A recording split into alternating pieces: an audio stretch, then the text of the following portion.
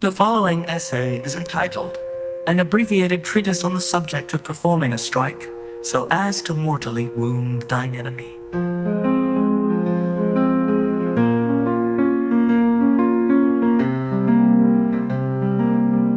After having read, comprehended, and fully digested the contents of this work, the astute reader and determined practitioner shall find themselves well equipped to perform a strike, so as to mortally wound their enemy with practically any instrument of war, depending on the level of proficiency in the use of said instrument, including, but not limited to, daggers, swords, spears, halberds, lances, pikes, quarterstaves, staves, hammers, clubs, cudgels, axes, flails, bows, crossbows, slings, pitchforks, dining forks, shovels, hoes, rakes, meat hooks, claws, and fists. The result of such a strike is no less than a reduction of one's enemy to a decumbent and subjugate, groveling mess of a foe, capable of no more than breathless floundering, save for a final, pitiful death throe, or a cravenly and futile effort to unstop the vial of curative in the vain hopes of extending their vitality for a brief moment in advance of the inevitable death blow which must surely follow.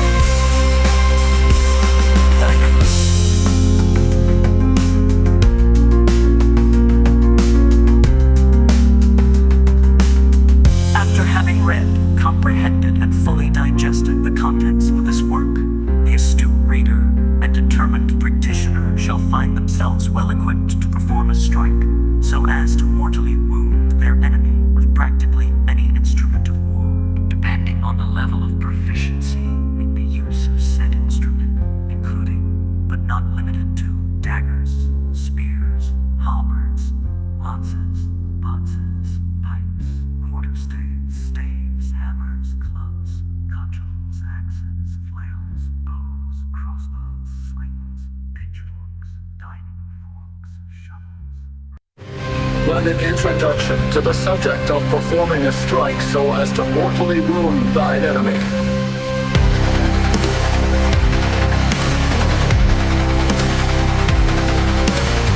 When called to combat in defense of one's own person, family, property, friends, kingdom, religion, business, or honor is essential to dispatch of one's foes forthwith with and with promptitude. There are few methods which surmount the ability to strike so as to mortally wound thine enemy, among which are beheading, desiccating, starving, drowning, suffocating, exsanguinating, crushing, immolating, and vaporizing thine enemy. These are advanced subjects and are discussed in greater detail in other treatises dedicated to the state of the art, and sometimes experimental methods for the instant dispensation of death with one's foes. The subject of performing a strike, so as to mortally wound thine enemy, is typically considered in 4 parts. Or fewer segmentations of this method have been described in other works by other authors of varying martial competence, which are as follows. Identification of the vital organs and distance quintessential to the continuation of bodily functions associated with living. A revelation for the application of previous bodily art to vital organs and distance quintessential to the continuation of bodily functions associated with living. Application of grievous bodily harm to vital organs and tissues quintessential to the continuation of bodily functions associated with living. The preparation for the application of grievous bodily harm to vital organs and tissues quintessential to the continuation of bodily functions associated with living. The application of grievous bodily harm to vital organs and tissues quintessential to the continuation of bodily functions associated with living. We follow drill. Each of the implemented elements contribute in equal parts to successfully performing the strike, so as to mortally wound thine enemy.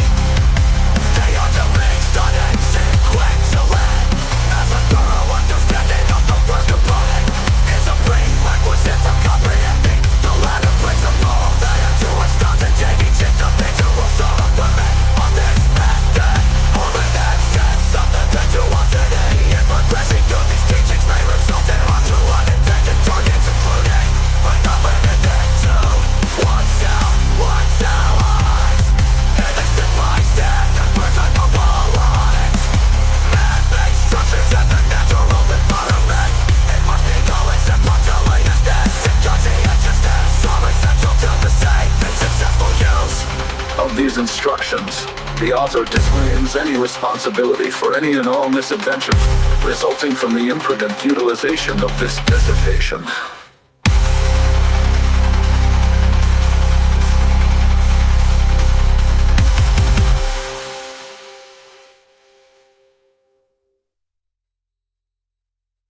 Identification of the vital organs and tissues quintessential to the continuation of bodily functions associated with living.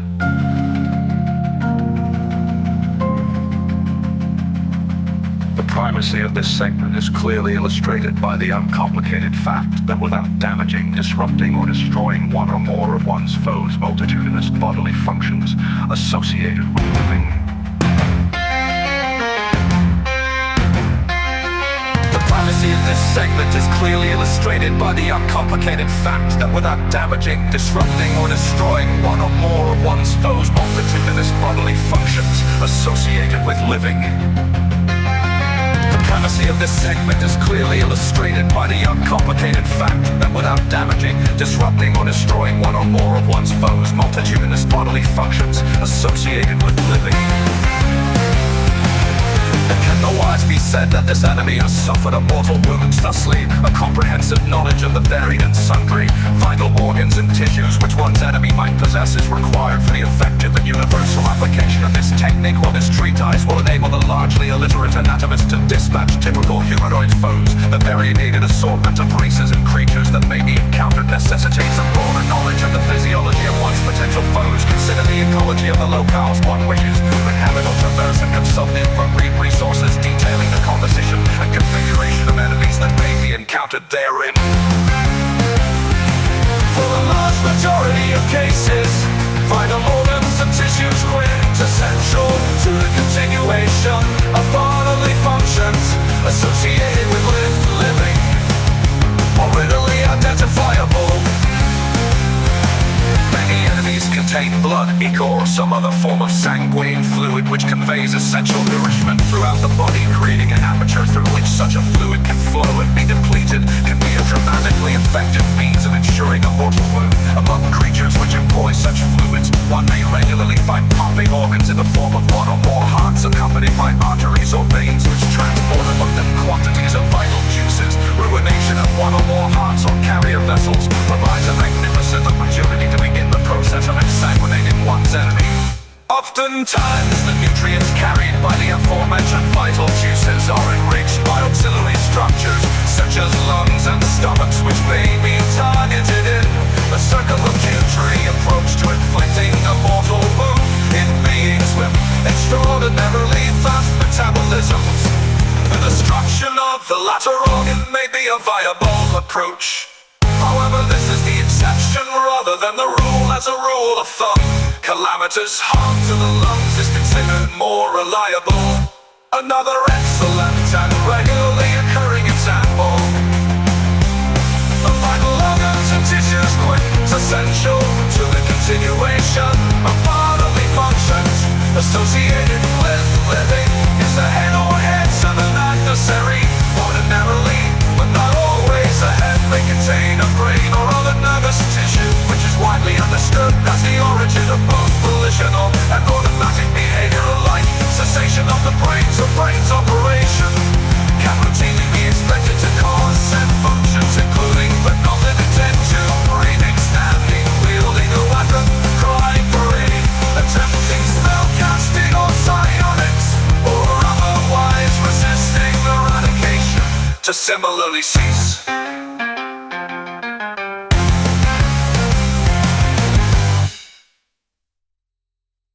One rule that is wise to follow in identifying vital organs and tissues quintessential to the continuation of bodily functions associated with living is that such organs and tissues are often safeguarded by their possessors. Enemies ensconced in armor, bearing shields or elsewise protecting points or regions of their anatomy inadvertently betray these as prime targets for the application of a mortal wound. Of equal importance is a general understanding that some creatures may not possess any vital organs and tissues that may be utilized to rapidly dispatch them. Among the catalog of beings that belong to this category are specters, ghosts, and other incorporeal entities, golems, magically or divinely animated objects, blobs,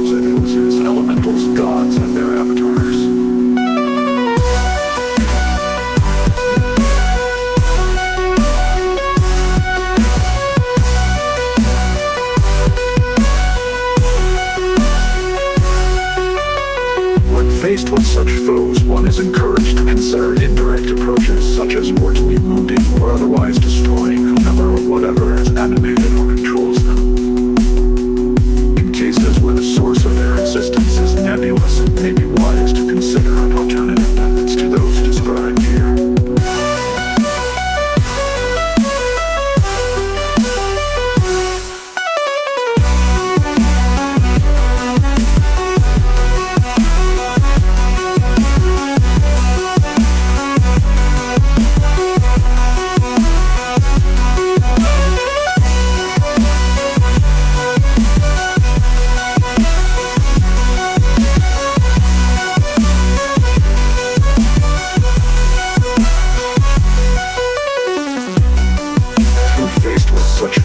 One is encouraged to consider indirect approaches such as mortally wounding or otherwise destroying whomever or whatever has animated or controls them. In cases where the source of their existence is nebulous, it may be wise to consider alternative methods to those described here.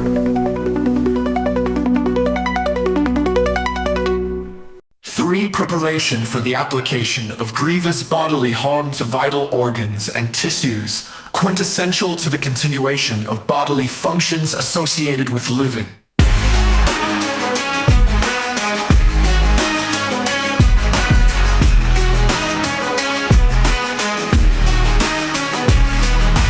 Prior to the application of grievous bodily harm to vital organs and tissues, quintessential to the continuation of bodily functions associated with living. Prior to the application of grievous bodily harm to vital organs and tissues, quintessential to the continuation of bodily functions associated with living. It is compulsory that the practitioner be in total readiness to do so.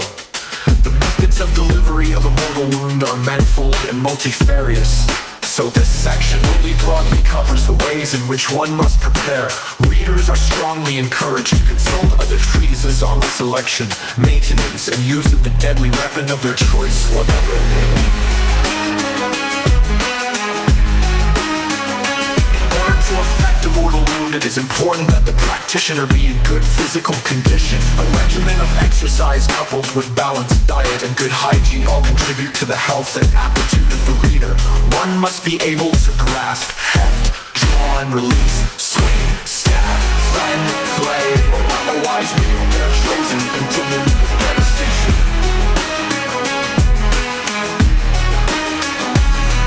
There are numerous works on the subject of personal fitness, and the author of this treatise advocates their consideration before engaging in the methods described here. Weapons must be in good repair and maintained in accordance with the nature of their application. Bladed weapons must be keen, blunt weapons substantial in weight and without any cracks or weaknesses. Ranged weapons fitted with serrations and barbs. Even fists or claws must be hardened and honed in order to prevent unexpected and unsuccessful results. Even when vital organs and tissues, essential to the continuation of bodily functions associated with living, or are identified. Even when a practitioner has perfected their technique, failure of their body or their weapon to perform as necessary may lead to an incredible, potentially intractable situation.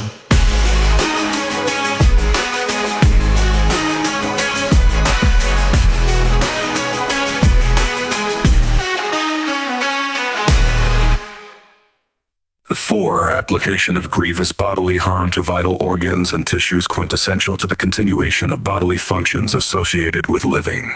The combination of the previous two sections provide a better part of the information fundamental to the application of grievous bodily harm to vital organs and tissues quintessential to the continuation of bodily functions associated with living. Nevertheless, a few words may promote the successful amalgamation of the principles previously outlined. Consideration for the type of foe, their anatomy and associated vital organs and tissues, the mechanism by which these vital organs and tissues may be obliterated along with a chosen instrument of annihilation will provide an criterion for the exact plan of attack. The author provides a few examples to elucidate this principle. When encountering an an enemy possessing lungs, they may be merely inconvenienced if one of these vital organs is pierced by a slender implement such as a stiletto, ice pick, bolt, or arrow. A more appropriate technique might be to use an edgeless and obtuse tool such as a cudgel to crush the lungs, thereby greatly improving the chances of a strike resulting from a mortal wound. Contrariwise, a slender weapon may be far better suited to accessing and incapacitating a heart or puncturing blood vessels that are partially protected by armor or padding that may diffuse the effect of a blunt attack. As a final scenario, contemplate a more exotic antagonist if faced with a novel enemy. Endeavor to combine what one knows and what one has learned from this treatise to devise a feasible strategy. Should one encounter a creature attached to apparent sources of vitality or controlled by sinewy tendrils, one might lacerate these with an edged weapon. For foes comprised of or in cases of hard material, see crevices and fissures where a dagger might find vital organs and tissues, or perhaps exploit the weight and edge of a pick or axe in dismantling one's foe.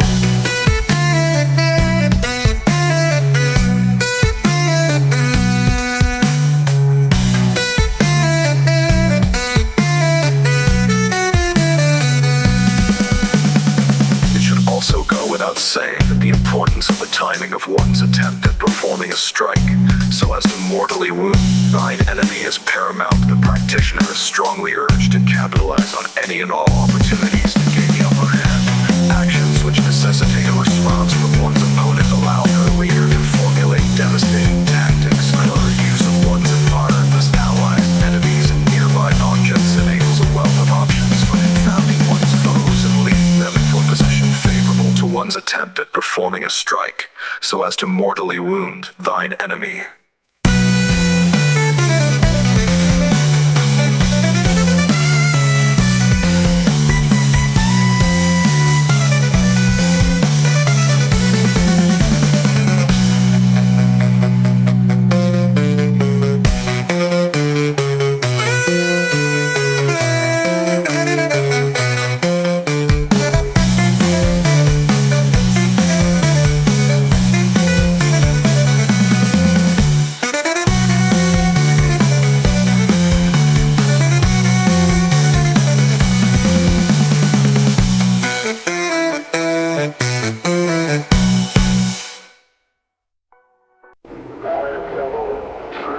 It should not surprise the reader to learn that the author has delivered a plenitude of mortal strikes during his adventures.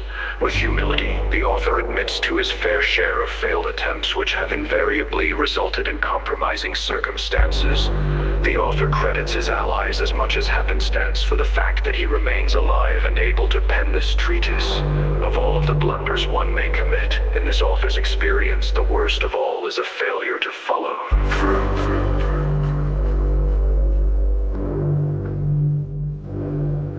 Follow through.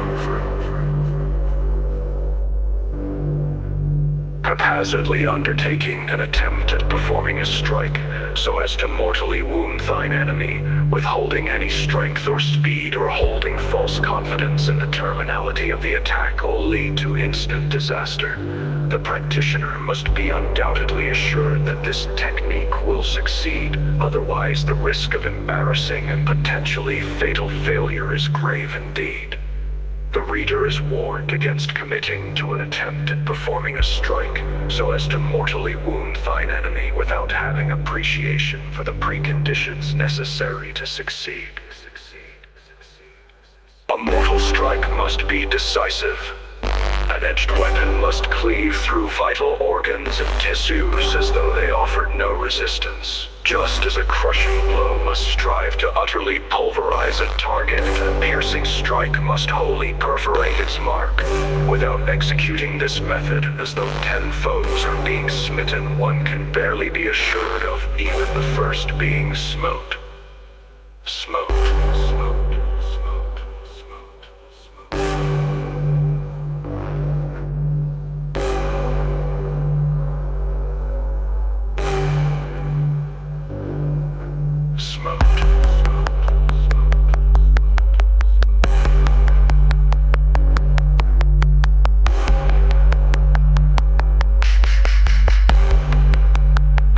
Strike must be decisive. An edged weapon must cleave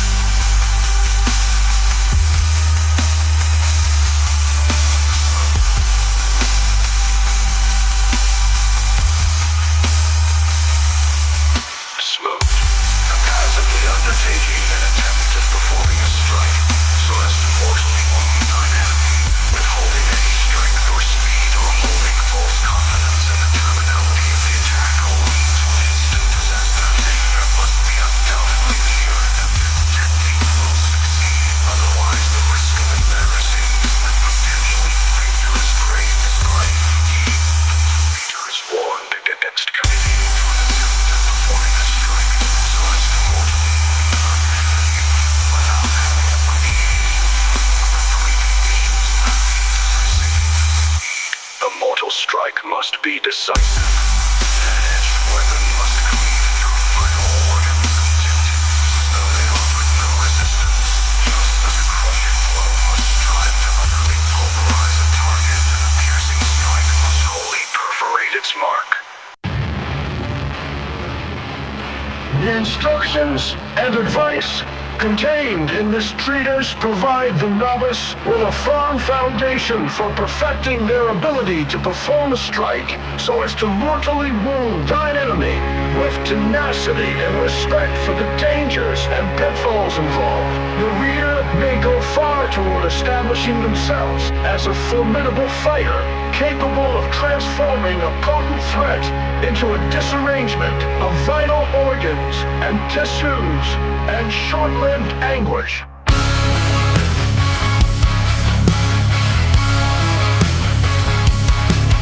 Advanced pupils may wish to consult the unabridged treatise on the subject of performing a strike so as to mortally wound thine enemy, which contains additional information regarding innovative and novel approaches for dispatching foes unceremoniously. A number of cutting-edge innovations are described therein, such as the use of compound fractures as instruments for piercing vital organs and tissues, modern advances in rapid dismemberment, and best practices for irreparable rending, and they serve to improve the efficacy of one's mortal strike. The author wishes good fortune upon the readers of this treatise, and remains ever hopeful that the knowledge it contains will contribute to the instantaneous extirpation of the forces of evil wherever they may be encountered.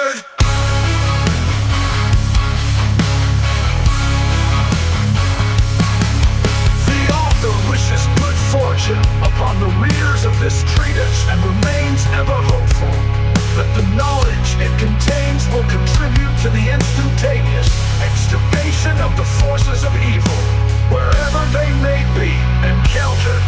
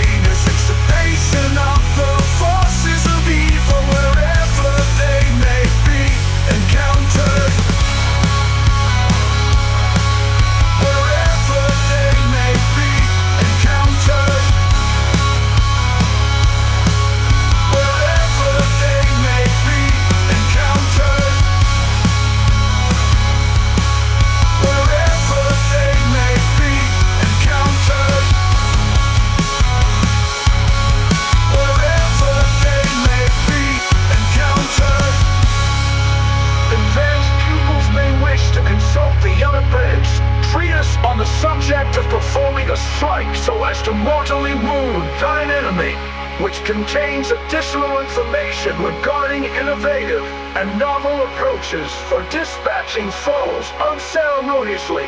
A number of cutting-edge innovations are described therein, such as the use of compound fractures as instruments for piercing vital organs and tissues, modern advances in rapid dismemberment, and best practices for irreparable rending,